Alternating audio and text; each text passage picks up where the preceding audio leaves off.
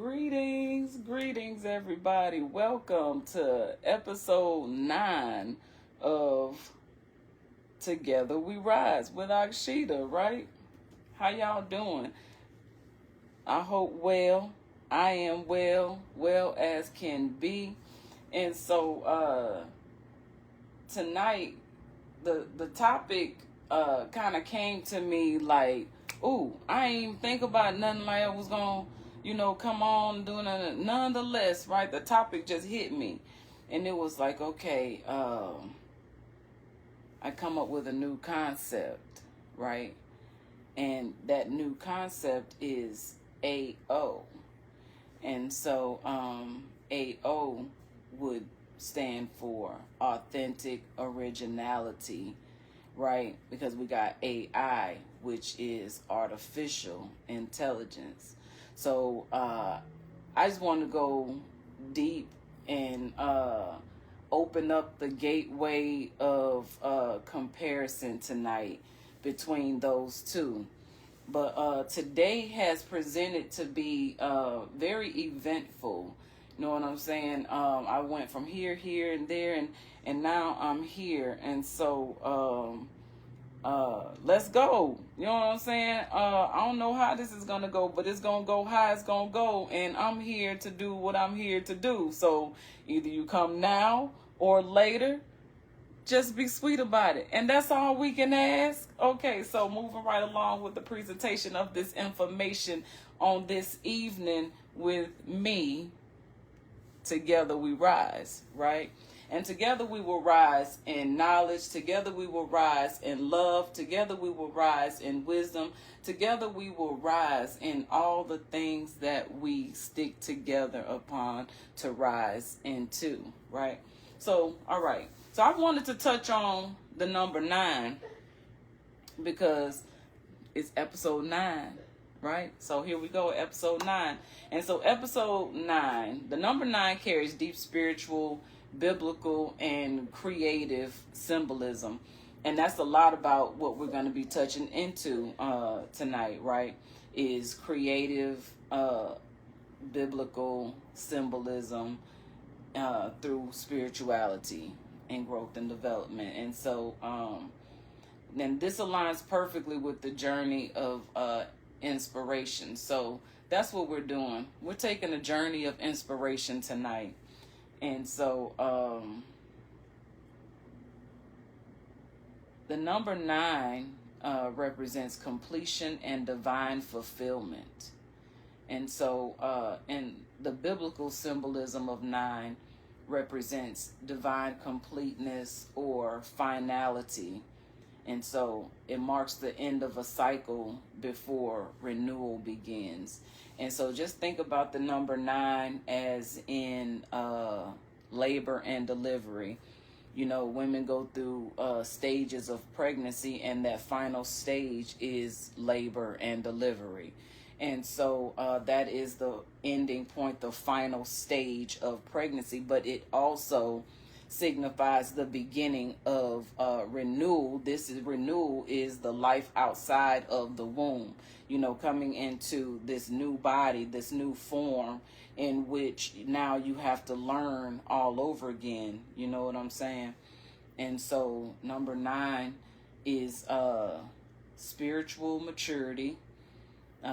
It's harvest or fulfillment, divine wisdom realized through experience.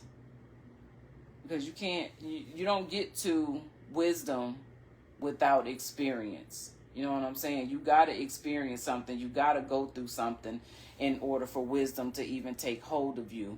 You know, you can't even call upon wisdom without knowledge.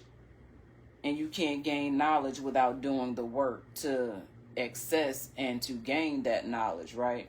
And to put it to use is to put it in the form of wisdom. And so 9 also is the transition from one phase to the next. So like I was saying with childbirth, it's a phase that ends from the fetal phase into the infantile phase of growth and development. And so the creative connection 9 is also like the full bloom, right? So 9 symbolizes the birth of what's carried in the spirit. So we got, in order to get to a point of understanding, we have to get outside of the body. You know what I'm saying? And outside of the body is where the spirit realm exists, and where we exist within the spirit realm, right? And so like I was saying, like the child and through gestation of divine ideas. And so like I had mentioned before, Pastor Amos Lewis, he just recently went from Tucson to Alabama, and I was looking back at the sermon from January of this year up until September, which is when he and First Lady Z Annie left from here. And it was like, I was like, oh my goodness, I don't even know. That's like a birth of, you know, the labor and the delivery, you know, the labor that he had done while he was here, and what created, you know, what he created was the delivery into a new position, you know, in his home. And so it was just, you know, that's also another representation of the number 9. And so this being the 9th episode is like the rebirth of what has been brewing within me. You know what I'm saying? Because a lot of things have changed, you know, since coming on board with Together We Rise and presenting information and coming back on to be in front of this camera, to be seen, to be heard, and to be experienced through this internet. You know what I'm saying? Because this is ultimately an experience. And so this is an experience with me. This is a close encounter with me. This is an open door to what goes on in my head from time to time, and how I put it all together to come here and do this, right? So this is episode 9 of Together We Rise. And Together We Rise is the message for the collective, for the whole, for the all. You know what I'm saying? Getting outside of self and getting into the collective mindset, the collective consciousness of movement, right? Okay, so there's 9 fruits of the spirit, and these and that's in Galatians 5:22 and 23, right? And so it represents the fullness of godly character born from spiritual growth. So you don't acquire your spiritual fruits until you have done the work, and there's 9 of them. And so there's 9 gifts of the Spirit, which is in 1 Corinthians 12. 1 Corinthians 12. So this reflects divine empowerment for inspired service and creation, right? And this is what we're also, creation is another thing dealing with the number 9. And so there's 9 beatitudes, and this is the attitudes of the heart. This is out of Matthew 5:3-11. And the attitudes of the heart that lead to spiritual blessings. And so having a clean heart, you know, this is important as we move forward. You know, a lot of times we be moving off of knowledge and information, but then is your heart clean? You know what I'm saying? Have you truly done the work and the reflection of, are you the reflection of the Creator? You know what I'm saying? Is your reflection reflecting the image of something greater than you, something greater overall, right? And so we all have work to do, and I've had my share of work to do with dealing with my heart. You know what I'm saying? And I remain humble, and I remain honored to even be in a humble position to get deeper, you know, with me, get deeper into me. We spend so much time focusing on getting deep into someone else or someone getting so deep into us. How much time do we spend getting deeper into self? And so this is what the number 9 is representing for me today. In inspiration, it is also, well, greetings, Rosanna. You didn't realize there were 9 beatitudes, right? Yeah, I didn't know either. See, I'm learning as I go. I'm learning a lot, and so this journey of inspiration is, the inner essence of it is to receive the divine spark, and so inspiration it basically is the spark.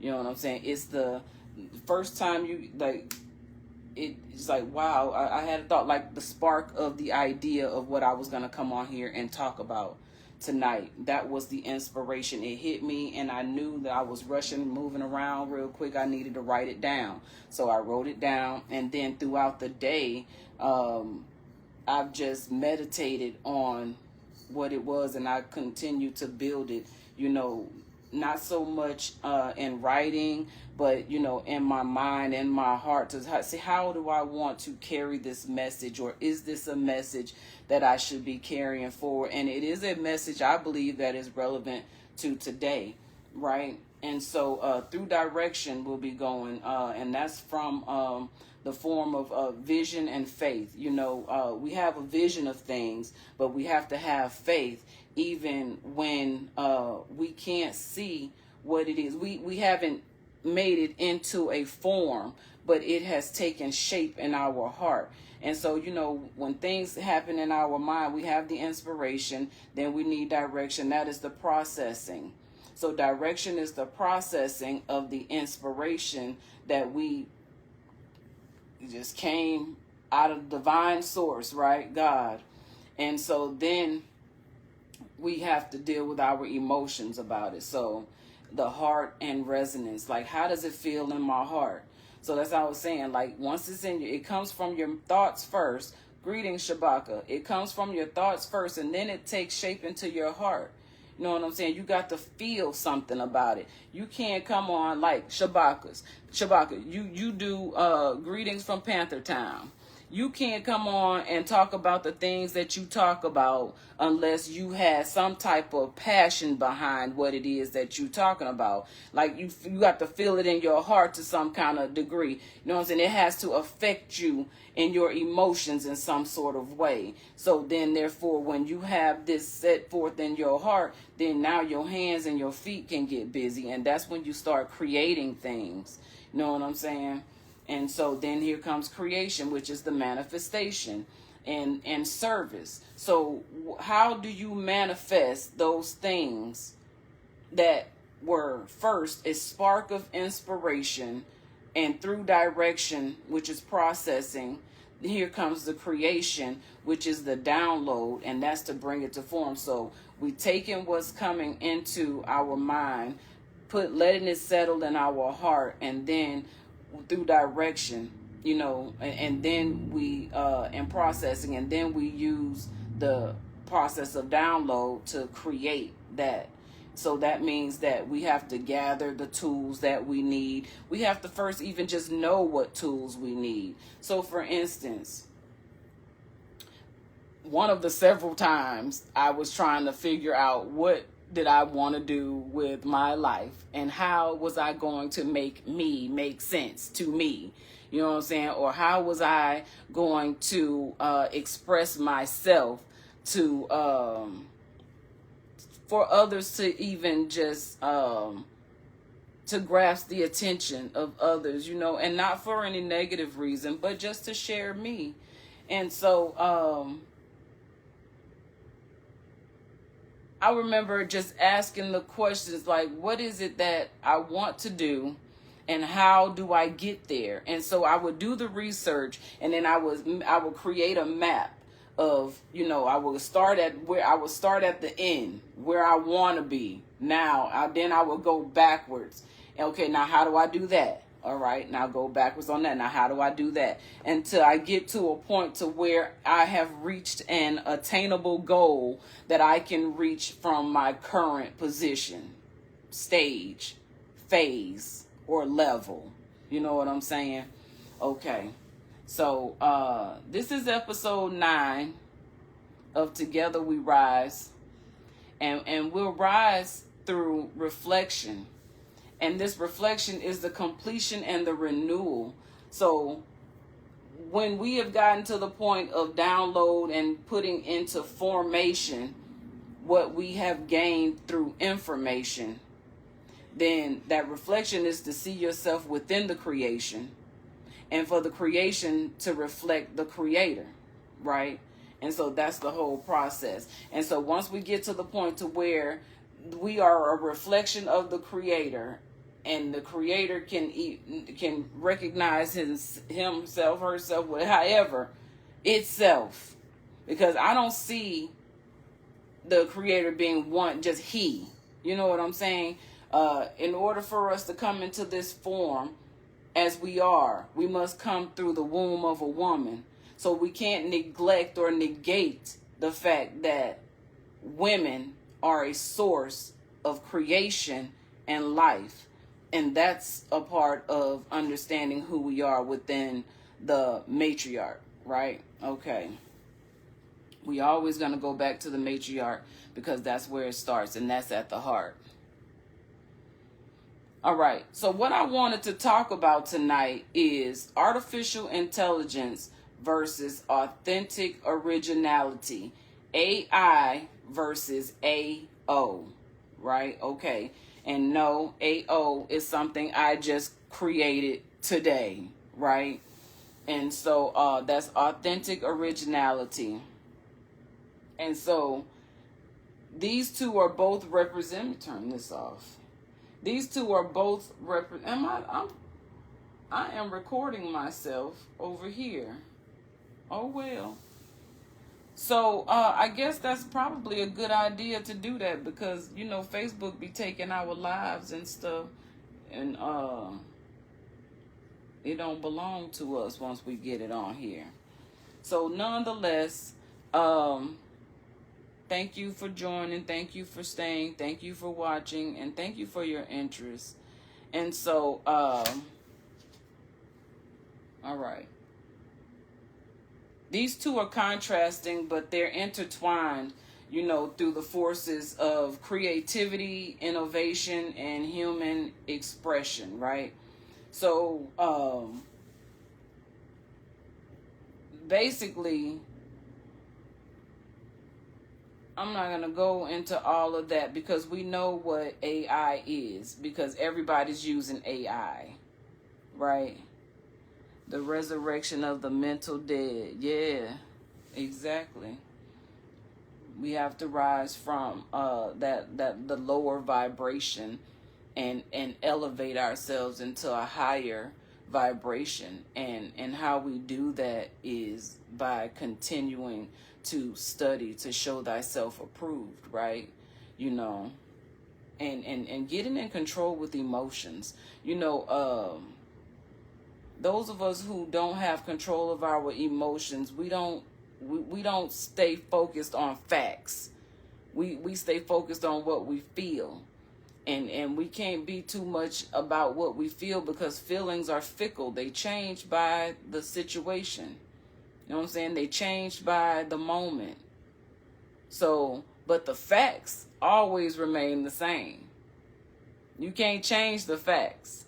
You can't change the evidence, and if you do, it's just eventually what's done in the dark will eventually come to light. You know what I'm saying? So we must always be operating in the light, and therefore we have nothing to worry about upon exposure. You know what I'm saying? We should always be wanting to expose who we are. I was just listening to Frank Burrell, Mental Magic, right? That's what I'm saying. This has been such an eventful day. So Frank Burrell came on. Frank Burrell came on and did a presentation tonight. I don't know if he's even still on right now or what. All I know is it just felt so good to be in the company of mental magic. You know what I'm saying? Because that's where that was the initiation of a lot of inner knowing and understanding of me. You know what I'm saying? And the fact that the questions that I had were being answered through so many different ways, but all ways that were attainably accessible. You know what I'm saying? Based on the body, the biological setup. We are the creation. Everything within us represents the creator. You know what I'm saying? And so as we grow and we come into who we become in this world, you know, we are a representation of whatever it is that we are programmed to know. But we get to a point, like I was saying before, where we don't want to vibrate on a lower vibration, but we want to vibrate on a higher vibration. That means we have to be elevated. And that elevation comes through meditation, you know, and it comes through being truthful, you know, and honest with what's going on throughout. So it's intuition, emotion, and lived experiences. And so these things can only be expressed through different forms of art. So as I was looking at that, I was like, that's why I express myself so differently in so many different ways. You know what I'm saying? And I have to, you know, ask myself, like, where's this coming from? How am I supposed to do once I get the inspiration? But I'll get into, hold on, you're making me go too fast, right? So let's talk about the conceptual differences between what AI is and AO is, first of all. Okay, so AI, of course, is artificial intelligence. It's artificial intelligence. It's intelligence that is artificial. It imitates human processing, right? Imitates human processing. On the other hand, we got AO tonight, presented by Akshita Veda on Together We Rise. AO is authentically original, and it emanates from human essence, right? Okay, so AI creates output and AO creates meaning, right? AI can enhance human creativity, which yes, and but AO defines what makes creativity human, right? So creativity, it comes from a human mind, while AI can enhance human creativity. Right? All right.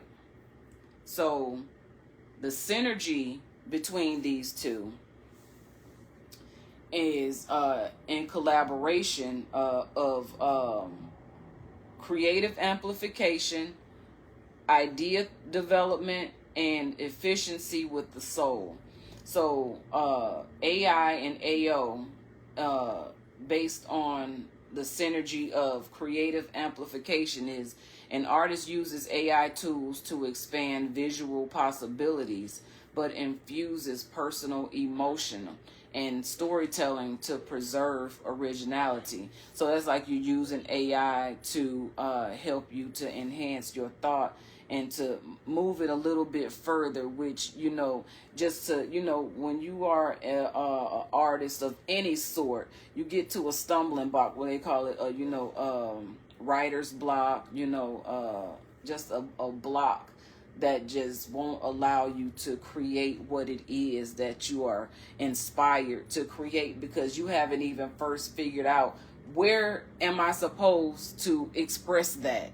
And how am I supposed to express that? You know what I'm saying? These are real questions that happen once the spark of inspiration comes, when you are an authentic originality creator rather than an artificial intelligent creator.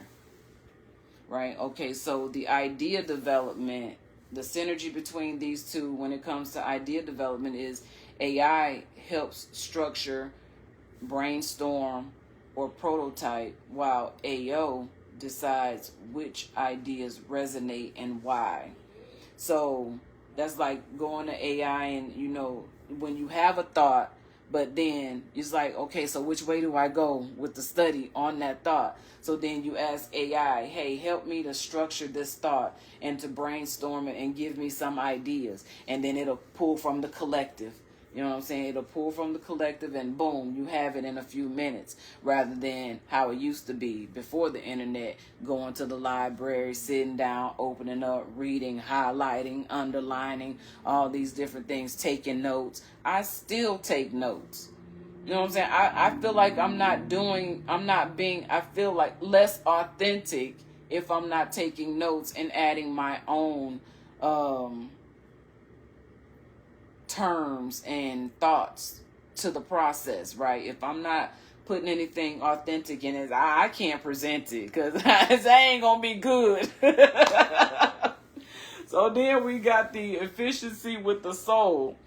So AI and AO in businesses, they use AI for automations, but rely on authentic human vision for brand identity and purpose. So it's like people think AI is going to take over the world, you know what I'm saying? But the thing is that we are the programmers. Every time we input information into the internet, that's what helped the internet grow. It's just like when you get a computer for the first time or a phone, and you got the autocorrect set.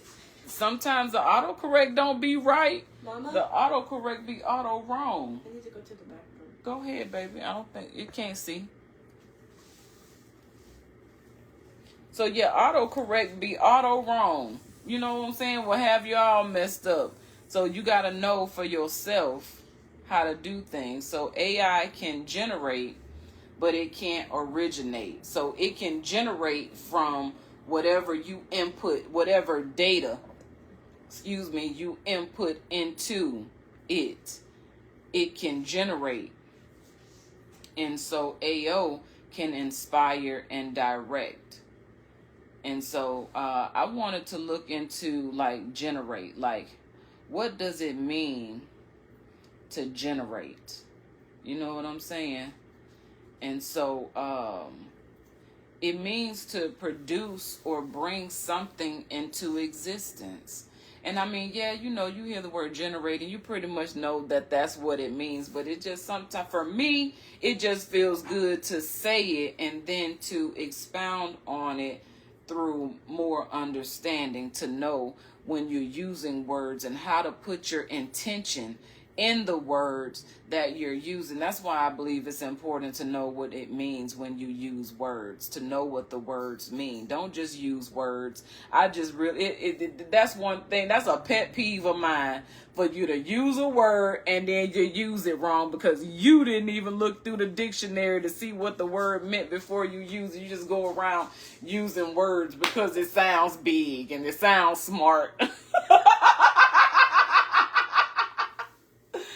Oh my God. All right. So anyway, y'all know people like that. Don't play. You know somebody that be using big words and don't be knowing the meaning of the words. You be like, that's not how you use that word, but you don't be wanting to hurt their feelings because you know they feel smart. But then are you really hurting their feelings by telling them the truth? You know what I'm saying? So like, am I wrong for telling the truth? Like, that's not bad.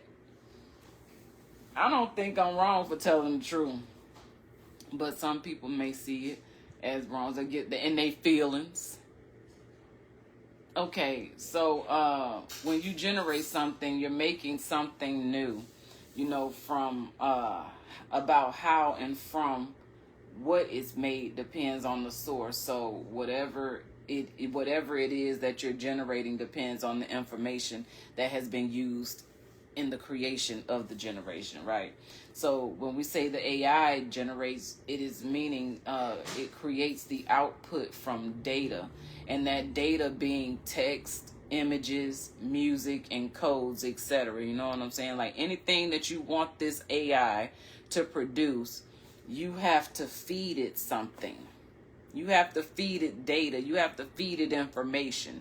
And so that's the process of AI generation. And so this creation is based on patterns. It's learned from existing information. So like I said, we are the ones who are programming this AI collective thought. You know what I'm saying? The cloud.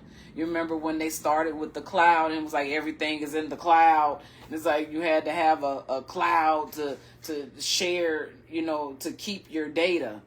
And so this cloud has been accumulating, and now it's like rain. And that rain, I'm headed in the right direction with my life.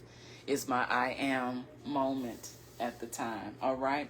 And so it's like a cloud and that's raining information, right? And so we just got to access it. I've got to take my son's bestie. Okay, well, I thank you for hanging out with me after the prayer call and everything. That was beautiful. Thank you. And I love you, Rosanna. You are such a beautiful person and a beautiful support. Thank you.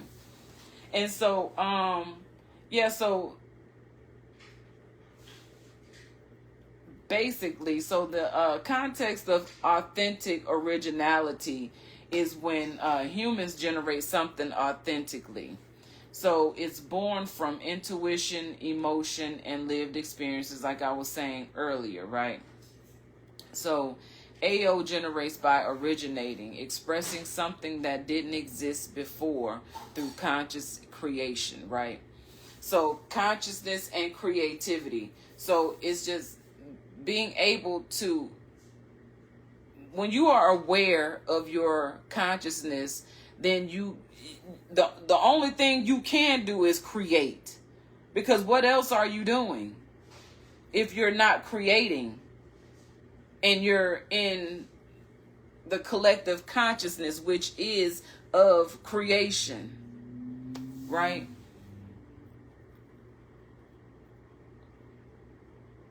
But people like to steal. And so I asked my daughters, I said, what do y'all think about AI? And they were both like, we don't like it. And I'm like, why you don't like AI so much? And so, Mariah, why you said you don't like AI? You ain't forget. She was telling me something like, because, you know, people who use AI,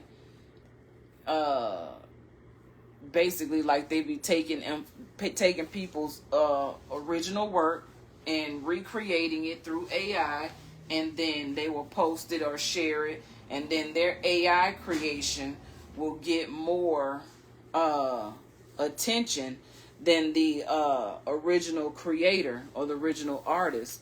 And so that's my daughter's like, that's why she doesn't share her art online. And I get that and I respect that. You know what I'm saying? And so I had at one time I was against AI. You know, I didn't like AI either. You know, and that's what Aisha said, the same thing too. She didn't like the AI because it basically was there, because both of my daughters are artists. They freehand draw, and what they freehand draw looks like AI creation, right? I thought they were using AI at once. I was like, what are you, how, show me. And I made them prove it to me that that's you doing that. And they both did. And they both showed me their abilities, you know, to draw in such a way. So they take it personal when people don't not so much appreciate original art, but just they take it and then they regenerate it and then reproduce it as theirs. And that's what's going on. And so this is what's building the collective consciousness of AI. And so I'm growing more familiar with AI. And that's kind of, I guess, how this topic even come up, because in all actuality, I'm trying to learn AI. Like, I'm trying to, like, okay, wait a minute, hold up, because AI is getting big. AI doing a lot of stuff, and AI doing it in like 5 minutes, while I'm over here for days and weeks. You know what I'm saying? For hours, when I could just put it through AI and get it done that fast, and it's almost shocking. But it doesn't. But what I'm noticing is it still doesn't do it to precision. You know what I'm saying? There's still errors. And so if you don't understand what the errors are and how to fix them, then you're just left with, whatever the AI has generated off of, what you gave it based on your level of data consumption and delivery, right?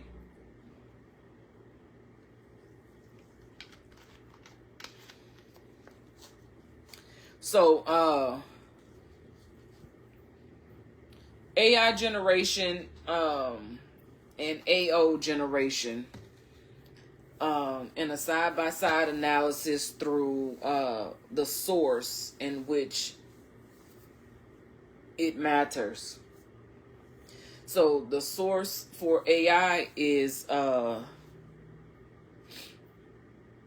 the source for AI is the data and the algorithm. So when we dealing with the algorithm, is what we are programming into our system. So what we see on our timeline is what we are feeding into the database, which is coming back, as a reflection of where we're putting time and energy. Right? And so for AO, the source is human experience and imagination. So in order to generate anything through authentic originality, it comes through human experience and imagination. So you got to have an imagination to bring something into fruition. You know what I'm saying? Your imagination has to bloom. And so the process of AI generation is the pattern recognition and recombination. So bringing things from here, grabbing from the cloud, right? And so for AO generation is intuition, emotion, and inspiration. The output for AI is synthetic and optimized. But with the AO output, that's expressive and meaningful. So whenever you putting forth anything through your whatever output you choose, it's expressive and it has to mean something. Or what's the point? You know what I'm saying? Like, if it don't mean nothing to you, then why are you doing it? Why are you saying it? And so the goal of AI generation is efficiency and replication. Like I said, you want it done fast. You want a quick shortcut so you don't have to be doing this or dictating to, in words or having to go too deep. You just allow it to generate this information for you and you run with it. That's replication. But for AO generation, the goal is connection and originality. And I agree with that because, see, like with me doing my own music and dibble and dabbling with different things and new things, I'm always I guess what I'm saying is my goal is to connect with other people. You know what I'm saying? I'm looking for my tribe. I'm trying to see where I fit in. You know what I mean? And not even, I'm not going to fight to fit in anywhere. You know what I'm saying? I'm going to be me. And I believe that is okay and that is good enough. I am enough. And so I'm just coming in, being in tune with myself and my household and those things that matter in my experience, in our experience. You know what I'm saying? And so me sharing on here is more so for me and my daughters than for anyone else. And I appreciate anyone who does come on, click on, and stay on, or forever how long you stay. It's just a matter of the fact that this is to record time for those who seek. Because this might not be, I might be well ahead of time for you. You know what I'm saying? But when the right time comes, the information is already there. You know, and so my daughters can go back and say, you know, this is what my mama was talking about. So anyway, I wanted to talk a little bit about inspiration as well, because there's been times in my earlier years before I became really confident in intuition. You know what I'm saying? Learning how to exist outside of emotions, but to focus on the facts. And so that's where I live and I exist. I reside in facts. It's facts over everything. Facts over your emotions. Facts over, if it don't make sense, it probably ain't facts, right? But inspiration is the spark, right? And so it's the in-breath of creation, of creative energy, right? And so in the Latin terms, and I'm not even going to try to pronounce Latin words because I can't, and I'm not even finna try to pretend. So anyway, the Latin meaning of inspiration is to breathe into, right? Okay, so it amplifies something greater than oneself moving through you, right? And so when you understand the divine energy, the divine spirit, the divine creator, the divine of all. I mean, there's so many names. People go by so many different names, and I don't want to close out any one group, because what I'm talking about has nothing to do with religion or religiosity, right? And so I always like to make that clear, because I like to stay away from terms when it comes to this collective sharing of information, because I don't know who might see it, but I just want to keep things, open, because the part of it is to identify with your own heart, and to identify with your own mind, and to just identify with yourself for who you are and your mission, your call, your purpose, your assignment, and no one else can dictate that for you. We all have a plan for our life. And so Allah is the greatest of all planners. God is the greatest of all planners. The universe knows more than what we would ever know. And so inspiration is the moment when something unseen becomes felt. So you feel it before you can even identify what it is. And inspiration is a spark of feeling that you don't even know what it is yet. You know what I'm saying? Oh. And so so I can let the kidneys out Kuliko? Might as well, since she's already in here. So it comes from the inner worlds. So your inner worlds consist of your memories, intuition, dreams, and your emotions.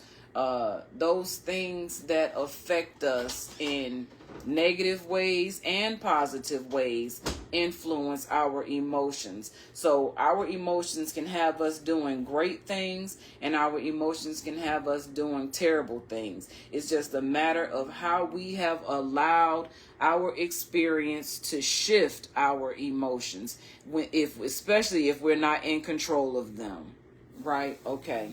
So the outer world would be nature, art, conversations, struggle, and silence.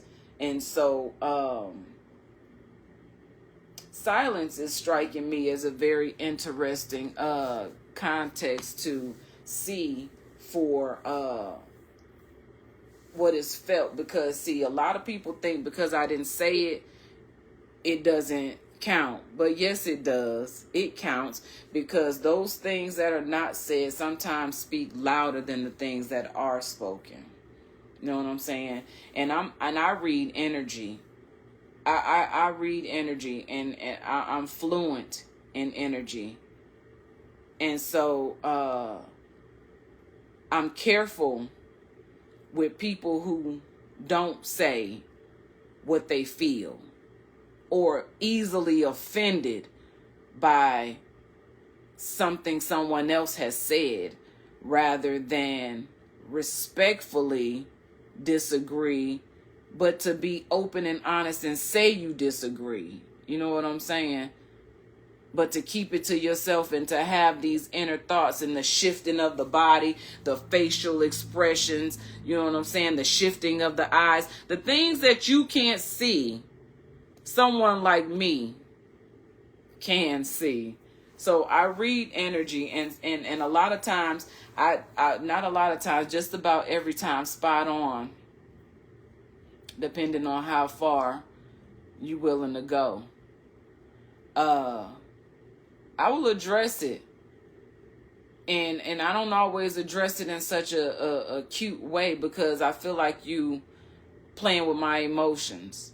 You know what I'm saying? That you trying to tamper with my emotions, and not only just tampering with my emotions, you tampering with my intelligence, like I was something to play with or somebody to play with, right? And so that can get you vexed. And so even the word will tell you not to vex the spirit. So if the spirit reside within me, and you have vexed the spirit within me, you don't think there's gonna be some type of reaction or repercussion of exchange there? So nonetheless, it also comes from a spiritual flow. And that spiritual flow is a sense of purpose and divine connection. So what is your purpose, and are you aware? Do you know your purpose? You know what I'm saying? What are you connected to?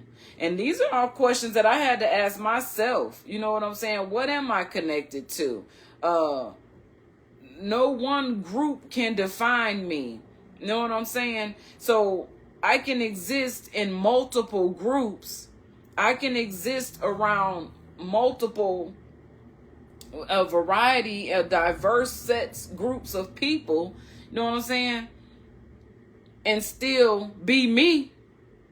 If I'm being me, I can exist. I can go anywhere. I could do anything, because I'm being me. Not doing something to please someone else.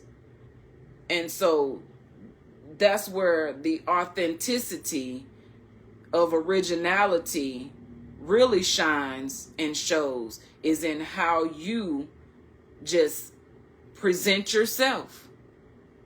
In what way do you present yourself? Is it authentic, or is it artificial? And so artificial intelligence isn't 100% bad. And, you know, it's not, in my opinion, it's not. I don't disagree with it, because it does help shorten or lighten the load. You know, people still go to the libraries, but not the way they used to. The information that used to be in libraries is not even in libraries anymore, because it's all been transcribed over into digital formats. You know what I'm saying? I remember being in the Army when we were transitioning from hard copies to hard copy filing to digital filing. And so then we had to file everything away, get everything set away. And then there still was a time frame before you could even dispose of that which was no longer useful, right? So we kept hard copies for like 5 years or so, I think, after that was the disposal date of it. So nonetheless, I remember the transition into the digital world. So it has been, I remember when we didn't have internet. I remember, how things were before the internet, and then now how things have become vastly much more, simpler, with the internet and with the AI, growth and development that has been growing over time. And so the direction of inspiration and creation is inspired through energy. It doesn't just exist. It seeks direction. So once inspired, the energy doesn't just exist. It seeks direction. So that's like, okay, you get the inspirations. I was like, okay, so how does this inspiration find form? Through mind, emotion, and action. Like, what do I do to bring this in? So the flow of inspiration comes in, it's described here in 3 different channels. And those channels are the mental channel, the emotional channel, and the physical channel. And so the mental channel is the vision and the concept. And this is where inspiration becomes the idea. And so you receive the spark and you start shaping it with thought. What could it be? And so even through my own process of creation, I find myself wondering, like, okay, so I got this information. So how am I going to use it? Is this going to be a poem? Is it going to be a message? Is it going to be a quote? Is it going to transform into some type of movement, some type of dance, some type of document? What am I supposed to do with this inspiration that I have gained? And so then there comes the direction in which it seeks and how it will be presented, right? So it's the space of imagination, design, and to make it have some meaning. So how do we make this be meaningful to the journey of my purpose, the journey of my assignment, the journey of my mission? How do I make this make sense for me? And so this has been a lot of the questions that I have asked over time, and how I have learned to navigate through my own inspiration and creation. And so sometimes, like you can be in a workshop, and so it's like my mind is my workshop. My heart is my workshop. It's okay.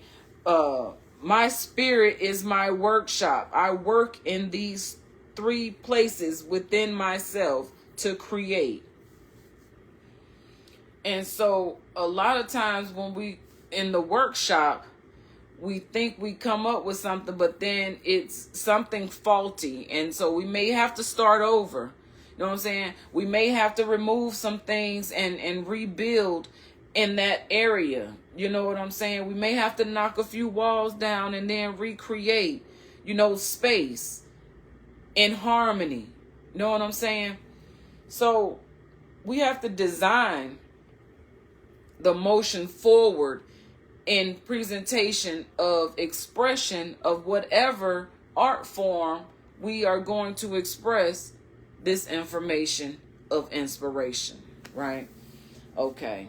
So then the next channel is the emotional channel, which is the feeling and the resonance. So emotions, so this is the heart of authenticity.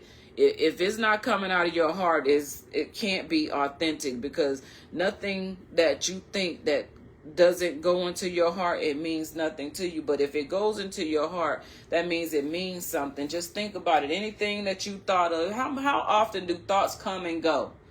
But how often do we actually say, oh, I'm going to take that and I'm going to do something with that? And when you choose to take that and do something with that, that's what we implant into our hearts and allow it to grow. right? Okay, so emotion is what gives the idea a life force. So we give it a heartbeat. We give it a flow of rhythm. We give it the energetic pull to from our heart and pour into it, kind of like Pinocchio, right? But it's not a lie. It'd be real. But Pinocchio was real. You know what I'm saying? But Pinocchio wanted to be what he couldn't be. So without emotion, inspiration becomes mechanical. With it, it becomes human. So let's stay on Pinocchio, right? Pinocchio wanted to be human, but it couldn't technically be human. So is that what the lies was all about? I got to look up and see. I've been told to look at Pinocchio and to look at that story, and I haven't. And so now this is my inclination that it's time for me to receive whatever that message is there, because it's for me at the time, because I'm in a space where I can understand. So if you start talking about Pinocchio, I know. So thank you for helping the collective consciousness become more aware of the information. And so the last channel is the physical channel, and that's the manifestation. This is when we use our hands and our feet, and this is where inspiration becomes the creation.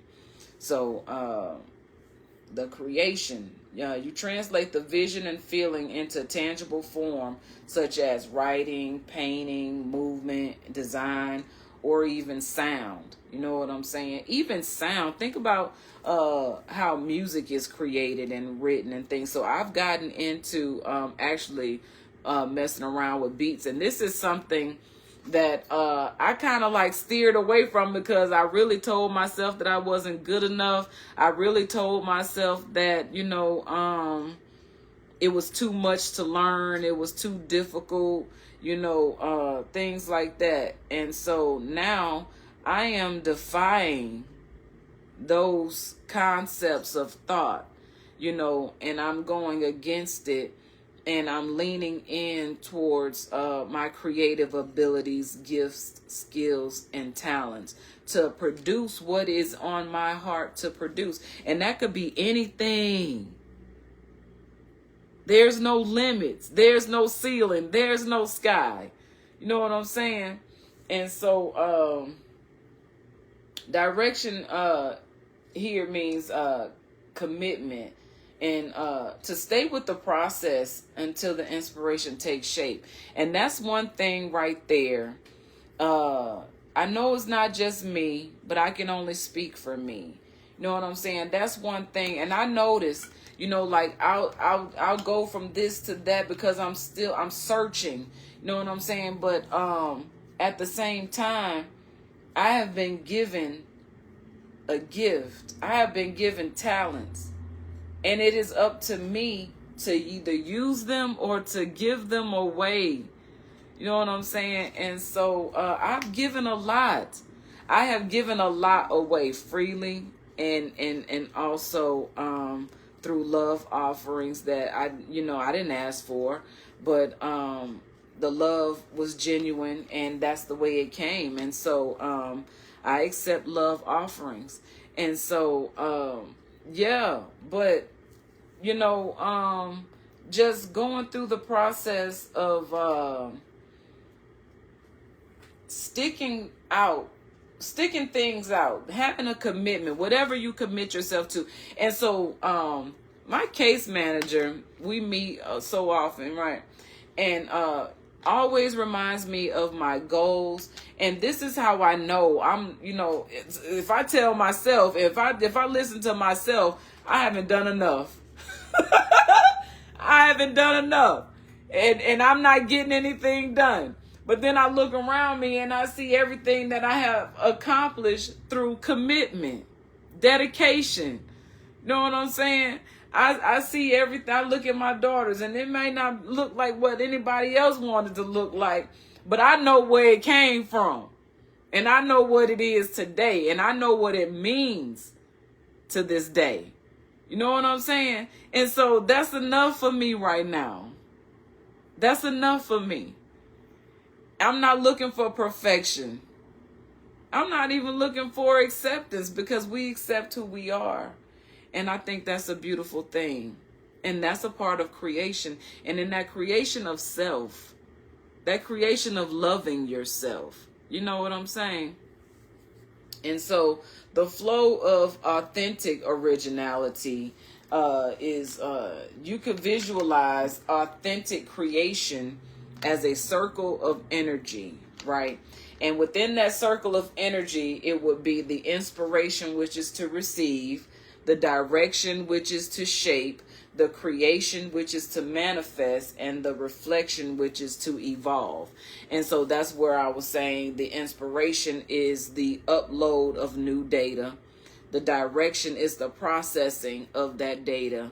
The creation is the download to bring it to form. And the reflection is to see yourself in the creation, and the creation to, reflect the creator. This is sparkling water. I love it. And so the difference, let's see. Each cycle deepens your originality, because it draws from new experience and insight each time. So it's like each time you have a new epiphany, that epiphany came from an experience that you just, or insight from your environment. But you had to be where you were, or you had to be doing what you were doing in order to gain that inspiration at the time, that insight at the time. You know what I'm saying? And so that reflects, so based on that is how we kind of determine what it is that and how it came about, and use that as a method of direction seeking, right? So unlike AI, which processes external data loops, humans process internal growth loops. So every act of creation changes the creator. So there's an evolution with every creation. And I see that, you know what I'm saying? Like I've been given, it started out with my names, you know what I'm saying? And then as I began to study and get to know what those names entailed and what that meant, and how I was to use that, I'm still to this day developing things that I received in 2015. Know what I'm saying? It's 10 years later and I'm still developing those things. So that's like when we be looking for instant, gratification, you know what I'm saying? Instant, microwave blessings. We be looking for things that happen fast. And that's what AI gives us. AI gives us things fast. It's like a trick of the mind, because even though you can get it fast, you still have to have some type of authentic originality in order to make it make complete sense and have some meaning. But there's so many people out here that just put senseless information out here, and just because it's clickbait, they click on it and they get clicks and views and things like that, and just whatever with all of that. You know what I'm saying? The point of the matter is instant gratification is not authentic, because nothing happens overnight. No change happens overnight. You can't just think, I wish I could lose this amount of weight, and then you wake up the next day and you lost the weight. No, you got to do some exercise. You got to change the way you eat. You got to change the way you think. And that's the thing a lot of people take issue with, is changing their thought process, changing their mind.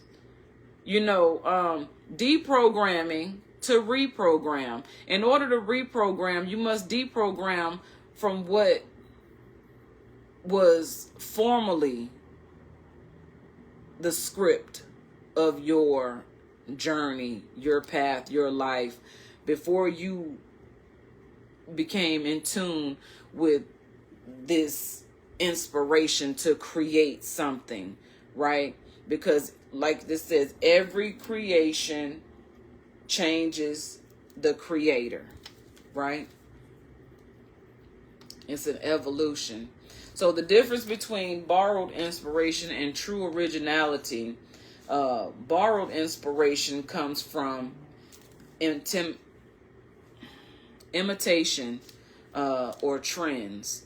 So, you know, all these trends going around, people start doing because this person is doing that, or this person with the big name and a big following advertise this. So now everybody's doing it, everybody's buying it. So it's like social media has become a field for gaining attention, you know, to certain things. And the more you can gain attention to things, then the more credit you get, the more boosted posts you get, and things like that. On the other side, the authentic inspiration emerges from genuine resonance. So it's like when you're doing the work, and in doing the work, you become outwardly expressive about the growth and development. That's the authentic originality, because you can only speak from your experience. And so that's why I'm always coming from that, because I don't know. I ain't got time to be trying to have a conversation about something that I don't know nothing about, because I can't talk about that. I don't know nothing about it.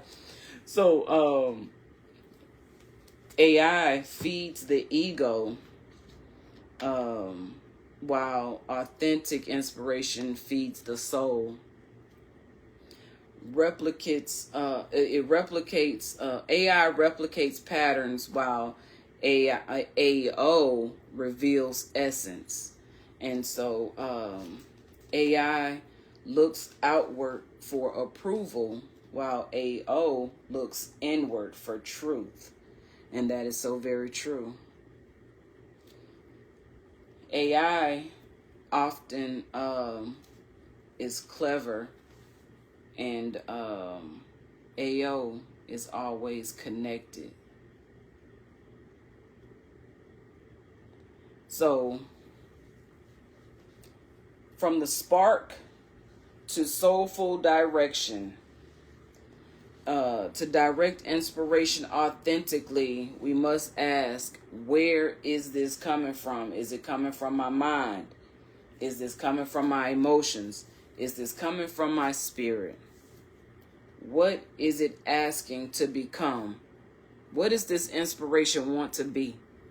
You know what I'm saying? Like, what we don't, like when we having a baby, we have no idea what this child is going to be, how this child will look, how this child will behave, what this child will become later in life.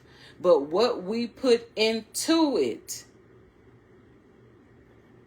can direct the path, but it still needs growth and development on its own. You know what I'm saying? So, is it asking to become a message, a movement, or story? Like I was saying, like, you know, where do I put this energy? You know, how do I get this across as a quote, a message? You know what I'm saying? Is this going to be a song? Is it going to be, you know, a musical, instrumental, you know, whatever?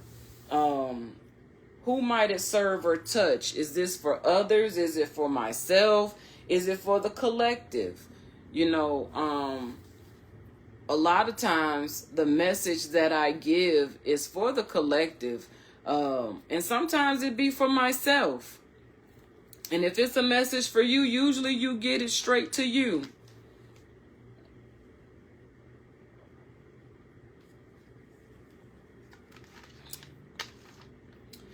In terms of me having something to say, I will say it to you.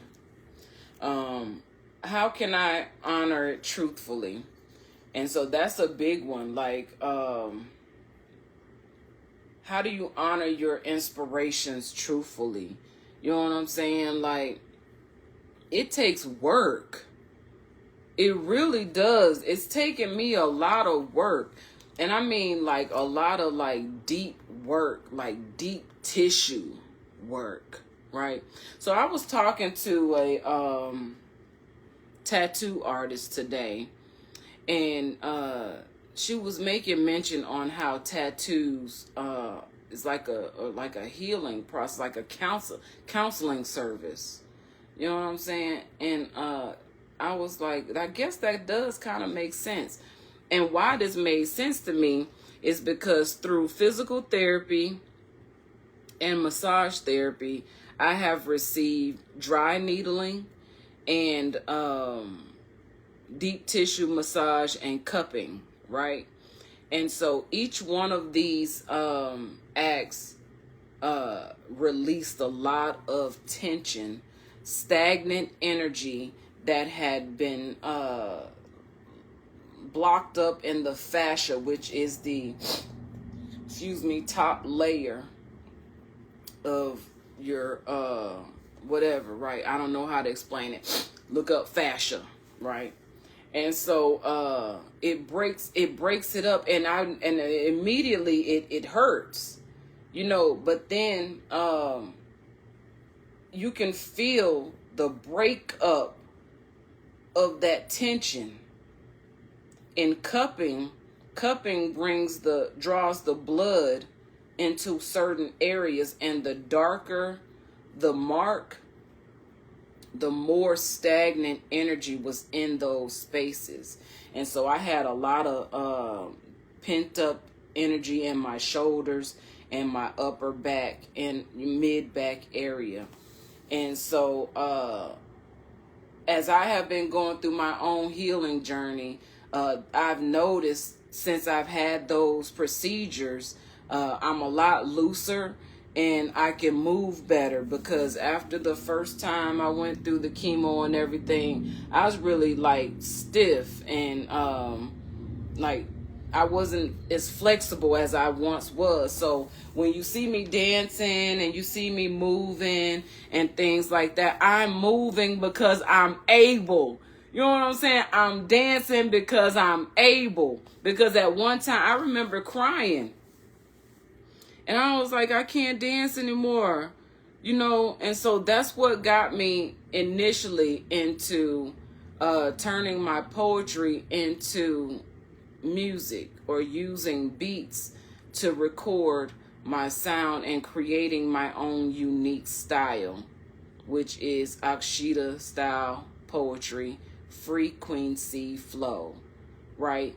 And so I was talking to another person today, and we was talking about the power of healing and how sound helps healing, and how our own thoughts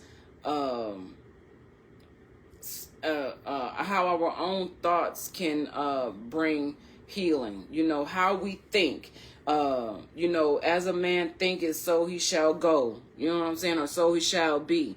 So if you're thinking of death all the time, if you're thinking of pain all the time, if you're thinking of sadness and sorrow all the time, then how do you adjust those emotions that are feeling your thoughts? If you never break outside of those emotions and those thoughts. So we have the power of death and life and death. We have that power in our tongue. So what we think is what we speak. You know what I'm saying? And what we speak is what we thought. So we have to be consciously aware of what we're thinking and how we are presenting our destiny within our own thought process. You know what I'm saying? We can't control the day in which we will leave this body, because we can certainly, we are certain that we will exit this body. How and when, we don't know. You know what I'm saying? So the best thing we can do is live a life that creates a legacy. And the message in which comes from my heart and the message that comes from my journey and my path is my legacy. You know what I'm saying? For my progeny, my future generations, the children that are come from my generation. You know what I'm saying? And so that's the whole point. So tonight's discussion has been about AI and AO, artificial intelligence, and authentic originality. And I'm not 100% against AI. I think AI is helpful. I think that AI is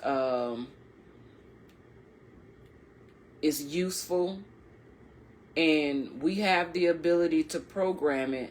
So let's be cautiously aware of what we're programming into the AI. You know what I'm saying? What we're bringing into fruition, and what we are programming through the algorithm and data, right? And so also not allowing AI to block authentic originality, because those who are unique and authentic will always continue to grow and thrive, because the creation from an authentic being is one that is going to carry itself through its own creation and its own presentation. And so just be true to you and honor your own authenticity. You know, it's not about perfection. Like I told my daughter the other day, she was talking about her art like she did something wrong. And I was like, it's your art. It's your creation. How can it be wrong? You know what I'm saying? Maybe you haven't gotten it to where you want it to be, but that doesn't make it wrong. You know what I'm saying? And so whatever you practice is what you become better at. And so as you become better, then you just keep on recreating from the original state, and then you just keep track of your own growth and development through your own creation. And so I always keep, so they be getting mad and they throw their stuff away, their art.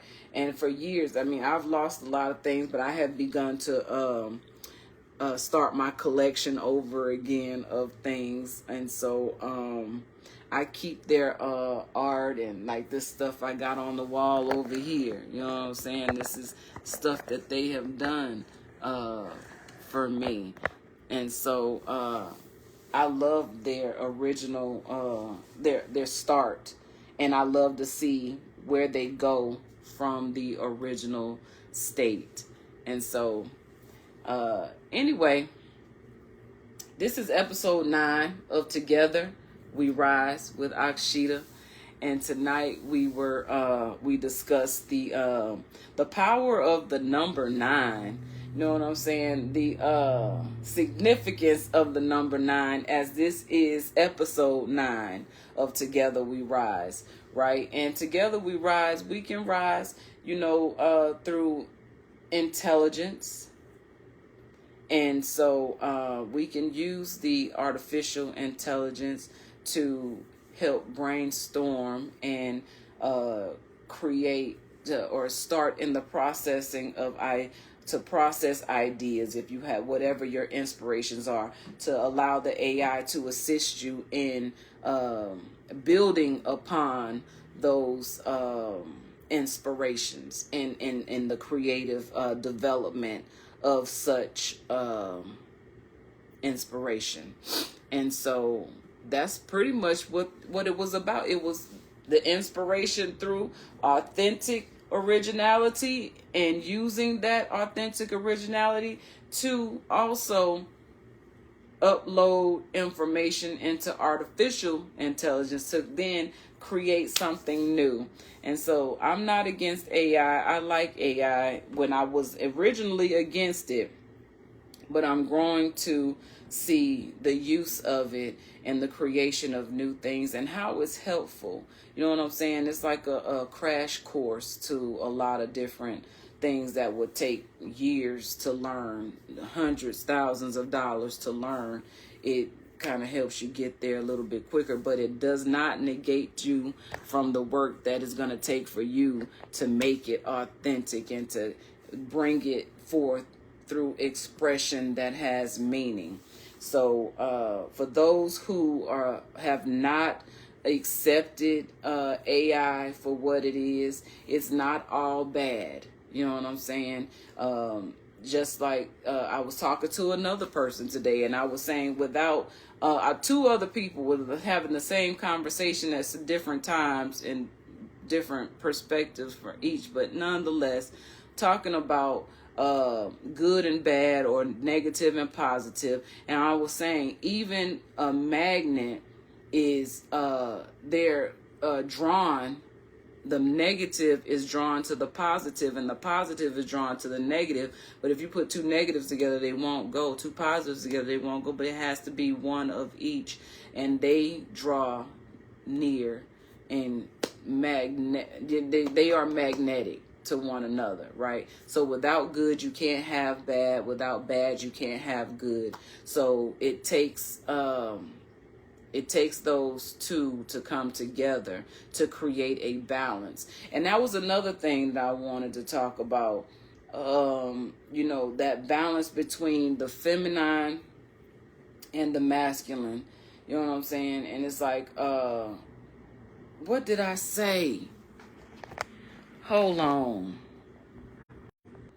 I was saying testosterone is a dangerous chemical for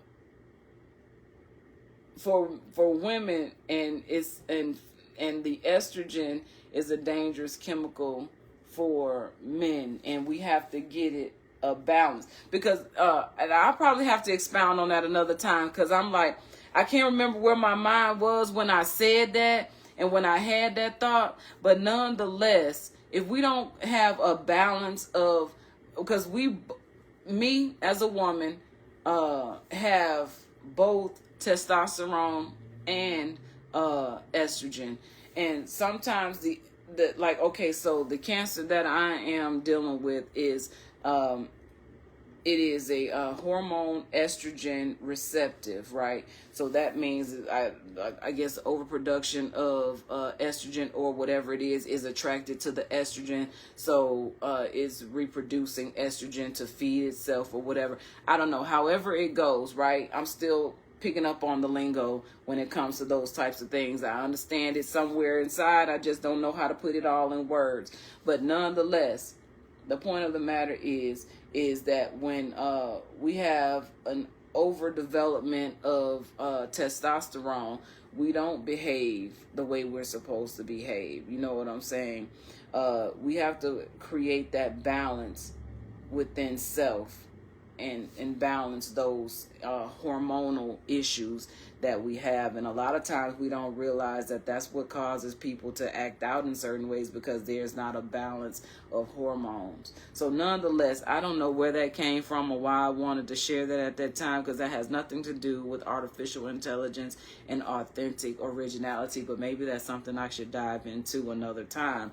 Otherwise, it is time for me to get up out of here. I done talked enough. And so it is episode 9 of Together We Rise here with Akshita Veda. And I thank anyone who came and anyone who stayed and all who just took the time to hear and just spend some time talking about rising together and however we do it. Y'all have a wonderful night.